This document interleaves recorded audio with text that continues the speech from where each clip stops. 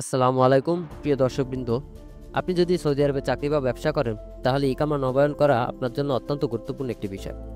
অনেকে ইকামা নবায়নের বিষয়ে দুশ্চিন্তায় থাকেন। অনেকে জানেন না কিভাবে এটি করতে হয় আর দেরি হলে কী ধরনের সমস্যা হতে পারে। তাই আজকের ভিডিওতে আমরা ইকামা নবায়নের পুরো প্রক্রিয়া ধাপে ধাপে ব্যাখ্যা করব। এটি কাদের জন্য প্রযোজ্য, কী কী কাগজপত্র লাগবে, কিভাবে আবেদন করতে হয় এবং যদি সময় মতো নবায়ন না করেন তবে কী সমস্যায় পড়তে পারেন। তাই ভিডিওটি শেষ পর্যন্ত দেখুন এবং আমাদের চ্যানেল জিসিসি নিউজ 24 ইউটিউব চ্যানেলটি সাবস্ক্রাইব করতে ভুলবেন না।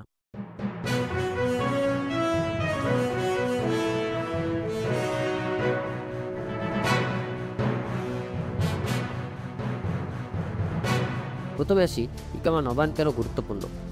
ইকামা নবায়ন করা সৌদি আরবে বসবাসকারী প্রতিটি অভিবাসীর জন্য অত্যন্ত জরুরি। এটি শুধুমাত্র আপনার আইনগত অবস্থান নিশ্চিত করে না, বরং এটি আপনার ব্যাংকিং, বাসস্থান, কাজের অনুমতি, ভ্রমণ এবং বিভিন্ন সরকারি সেবার জন্য অপরিহার্য। ইকামা মেয়াদ শেষ হলে আপনি সৌদি আরবে অবৈধ অভিবাসী বলে গণ্য হবেন এবং বড় ধরনের জরিমানা, এমনকি দেশে ফেরত পাঠানো পর্যন্ত হতে পারে।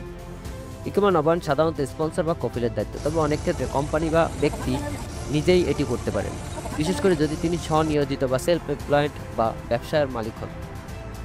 ইকামা নবায়নের জন্য কী কী লাগবে। ইকামা নবায়নের জন্য কয়েকটি গুরুত্বপূর্ণ শর্ত পূরণ করতে হবে। প্রথমত, ইকামা মেয়াদ শেষ হওয়ার আগেই নবায়ন করতে হবে। সাধারণত ইকামার মেয়াদ 1 বছর বা 2 বছর পর্যন্ত হয়ে থাকে এবং সময় শেষ হওয়ার 1 মাস আগে নবায়নের জন্য আবেদন করা উত্তম। ইকামা নবায়নের জন্য প্রয়োজনীয় কয়েকটি বিষয়ের মধ্যে অন্যতম হলো স্বাস্থ্য বীমা। এটি বাধ্যতামূলক এবং স্বাস্থ্য বীমা না থাকলে ইকামা নবায়ন করা সম্ভব নয়। একই সঙ্গে যদি কোনো সরকারি জরিমানা বা ট্রাফিক ফাইন থাকে তবে সেটি পরিশোধ করতে হবে। আপনার স্পন্সর বা কোম্পানির পক্ষ থেকে ইকামা নবায়নের জন্য আবেদন করতে হবে। যদি স্পন্সর কোম্পানি হয় তবে সেটি অবশ্যই বাণিজ্যিক বৈধ হতে হবে। কিভাবে ইকামা নবায়ন করবেন। ইকামা নবায়নের জন্য প্রথমে সৌদি সরকারের অফিসিয়াল ওয়েবসাইট আফশির বা মুওয়াক্কিম পোর্টালে লগ ইন করতে হবে। আফশিরে ঢুকে ই সার্ভিস সেকশনে গিয়ে ইকামা রিনিউয়াল অপশনে নির্বাচন করতে হবে।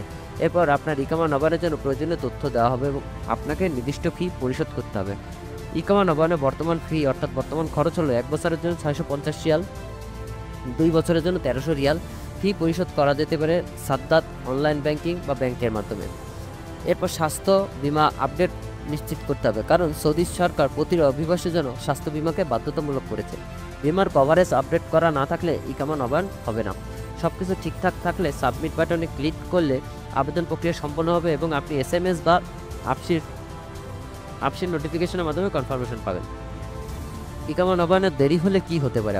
আপনার ইকামা নবায়ন সময় মতো না হলে বড় ধরনের সমস্যা হতে পারে। সৌদি সরকার দেরি করলে জরিমানা আরোপ করে। প্রথমবার দেরি করলে 500 রিয়াল জরিমানা, দ্বিতীয়বার দেরি করলে 1000 রিয়াল, তৃতীয়বার যদি একই ভুল করেন তবে আপনাকে ডিপোর্টেশন বা নির্বাসন করা হতে পারে।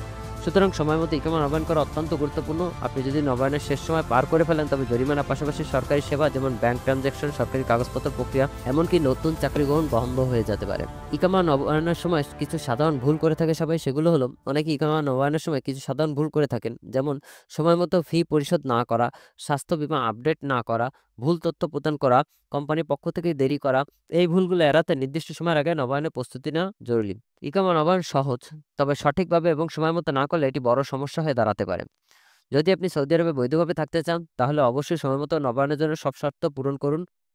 আর আজকে যদি আপনার ভিডিও থেকে কোনো উপকার হয় তাহলে একটি লাইক দিন, কমেন্টে আপনার মতামত জানান এবং জিসিসি নিউজ 24 ইউটিউব চ্যানেলটি সাবস্ক্রাইব করুন। নতুন আপডেটের জন্য বেল আইকন প্রেস করুন। সবাই ভালো থাকবেন, সুস্থ থাকবেন। ধন্যবাদ। আসসালামু আলাইকুম।